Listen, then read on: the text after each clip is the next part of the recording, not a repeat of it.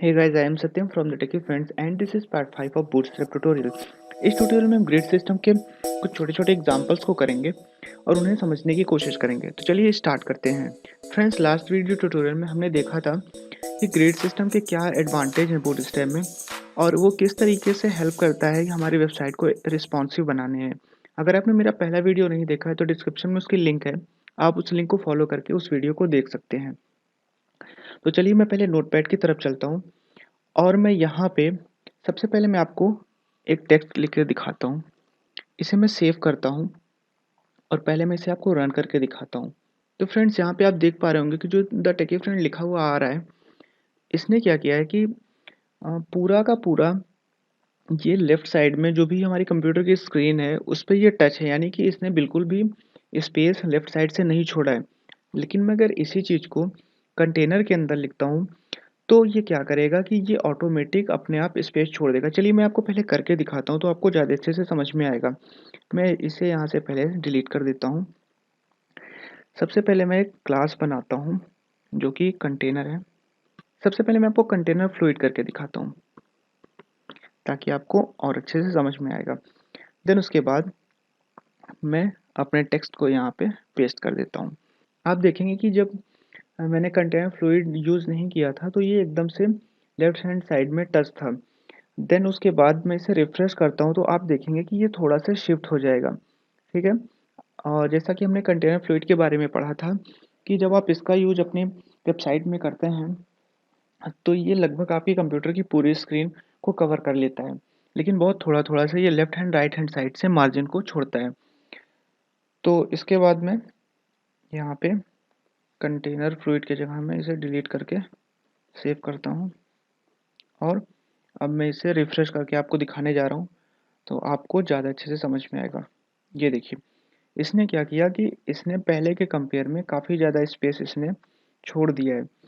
यानी कि एक फिक्स विड्थ के अंदर जो भी आप अपने कंटेंट को रखेंगे, ये एक फिक्स विड्थ के अंदर ये उसे अलाइन करेगा।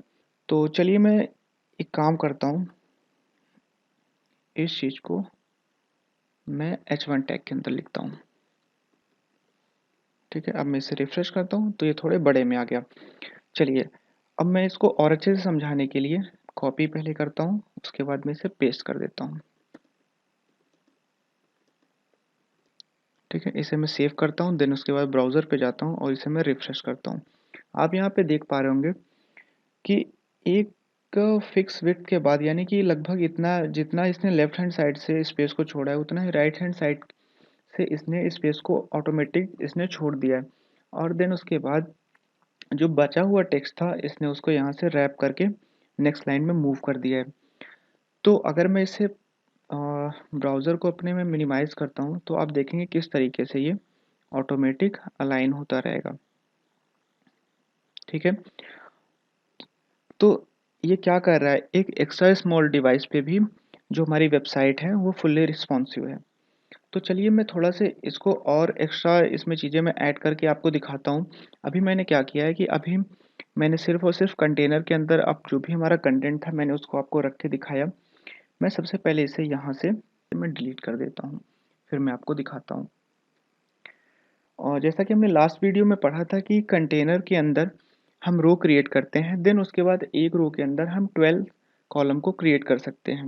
यानी जो हमारा सबसे छोटा पार्ट होता है कॉलम की जो साइज होगी वो 1 होगी। तो चलिए मैं एक पहले रो क्रिएट करता हूँ, देन उसके बाद इसके अंदर मैं एक कॉलम को क्रिएट करता हूँ। इन सारी चीज़ों के बारे में हमने लास्ट वीडियो में पढ़ा है कि रो और कॉलम क्या होता है।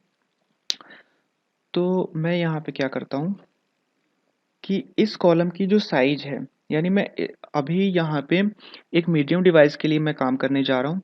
तो मैं क्या करूँगा, कोल MD और इसकी साइज जो है मैं 4 दे देता हूँ। यानी चलिए मैं पहले आपको करके दिखाता हूँ तो आपको ज़्यादा अच्छे से समझ में आएगा। मैं यहाँ पे क्लास का ही नाम दे दे रहा हूँ, आप यहाँ पे अपना कुछ भी नाम दे सकते हैं। मैं यहाँ पे जो क्लास मैं यहाँ पे यूज कर रहा हूँ मैं उसका यहीं पे नाम दे दे रहा हूँ। और मैं इसे एक काम करता हूँ कि मैं इसे कॉपी करके मैं इसे 3 टाइम्स पेस्ट कर देता हूँ। ठीक है। अब देखिए क्या होता है कि जैसा कि हमने लास्ट वीडियो ट्यूटोरियल में पढ़ा था कि जो कॉलम होता है उसकी साइज़ 12 होती है। यानी हमने 4 4 4 के पार्ट्स में, इक्वल पार्ट्स में हमने इस कॉलम को डिवाइड कर दिया है। तीनों को ऐड करने पे 12 आएगा। तो चलिए अब मैं फिर से ब्राउज़र पे जाता हूँ और इसे मैं रिफ्रेश करता हूँ। तो आप यहाँ पे देख पा रहे होंगे कि इसने क्या किया कि हमारे एक रो को इसने 3 कॉलम्स में डिवाइड कर दिया है। अभी आपको उतना अच्छे से नहीं समझ में आ रहा होगा। मैं एक काम करता हूँ कि मैं इसकी अलग से स्टाइलिंग कर देता हूँ।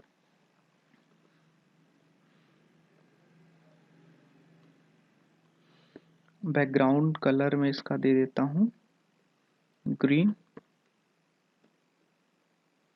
ठीक है। और मैं इसे यहाँ से कॉपी करता हूँ, यहाँ पे मैं इसे पेस्ट कर देता हूँ।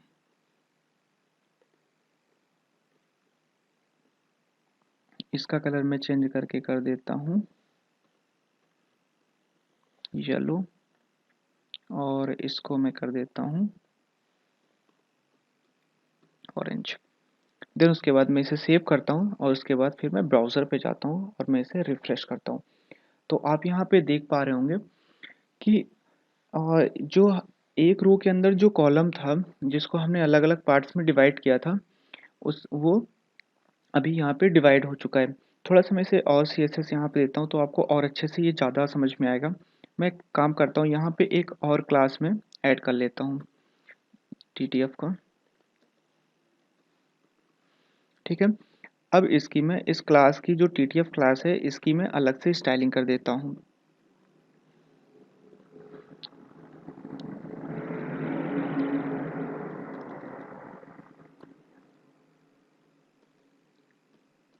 मैं इसकी हाइट दे देता हूँ 300 पिक्सल। देन उसके बाद टेक्स्ट का जो अलाइनमेंट है उसे मैं सेंटर दे देता हूँ। कलर में दे देता हूँ, जो जो भी हमारा टेक्स्ट है उसका कलर मैं वाइट दे देता हूँ। और जो फ़ॉन्ट की साइज़ है हमारे, उसे मैं थोड़ा से और बढ़ा के 30 पिक्सल कर देता हूँ। ठीक है। फिर उसके बाद मैं ब्राउज़र पे जाता हूँ सेव करके, एंड देन मैं इसे रिफ्रेश करता हूँ। तो आप यहाँ पे देख पा रहे होंगे कि जो हमारा कॉलम्स था वो 4:4:4 के रेशियो में ये डिवाइड हो चुका है। चलिए मैं इसे मैं अपने ब्राउज़र को मिनिमाइज़ करता हूँ, रिसाइज़ करता हूँ, तो आपको ये और अच्छे से समझ में आएगा। देखिए ये जो हमने क्रिएट किया है, इसको हमने एक मीडियम डिवाइस के लिए क्रिएट किया है। यानी कि जब भी आप इसे मीडियम डिवाइस पे ओपन करेंगे अपनी वेबसाइट को, तो ये इस तरीके से, यानी यहाँ से लेके यहाँ तक इस तरीके से दिखेगी। यानी आपका जो भी कंटेंट होगा वो आपको पूरा का पूरा एक रो में दिखेगा। लेकिन जैसे ही ये जो डिवाइस है, ये जो हमारी वेबसाइट है, इसको हम मीडियम डिवाइस से मिनिमाइज़ करते हुए जैसे ही स्मॉल डिवाइस की तरफ जाएँगे तो देखिए क्या होगा। देखिए, इसने क्या किया कि यहाँ तक तो हमारा मीडियम डिवाइस था। उसके बाद जब हम इसको मिनिमाइज़ करते हुए स्मॉल डिवाइस की तरफ जाते हैं, तो इसने क्या किया कि इन सबको, जितने भी हमारे कंटेंट हैं उनको रैप कर दिया है और सबको अलग-अलग लाइन में मूव कर दिया है। चलिए मैं एक काम करता हूँ कि मैं अपने डेवलपर टूल को ऑन कर लेता हूँ। अगर आप क्रोम यूज़ कर रहे हैं तो F12 सिंपल अपने कीबोर्ड से प्रेस करके ऑन कर सकते हैं। देन उसके बाद मैं मूव करता हूँ तो आपको अच्छे से समझ में आएगा। आप यहाँ पे देख रहे होंगे कि जहाँ पे मेरा कर्सर है ठीक उसके ऊपर यहाँ पे जब भी हम इसे रिसाइज़ कर रहे हैं तो इसकी साइज़ यहाँ पे शो कर रहा है। यानी कि जब हम मूव करते-करते इसे मिनिमाइज़ करते हुए मीडियम डिवाइस की तरफ जाते हैं, तो जैसे ही मीडियम डिवाइस की तरफ जाएँगे, ये क्या करेगा, अपने जो भी कंटेंट रहेंगे उनको रैप कर देगा। ठीक है? तो फ्रेंड्स, आई होप आपको ये चीज़ें समझ में आई होंगी। नेक्स्ट वीडियो ट्यूटोरियल में हम थोड़ा इसके और एडवांस लेवल पे काम करेंगे। अगर आपके मन में कोई भी क्वेश्चन है, कोई भी डाउट है, तो प्लीज़ आप उसे कमेंट कीजिए और मेरे चैनल को सब्सक्राइब कीजिए ताकि आपको मेरे आने वाले ट्यूटोरियल्स के बारे में अपडेट मिलती रहे। Thanks for watching, have a great time. Bye bye.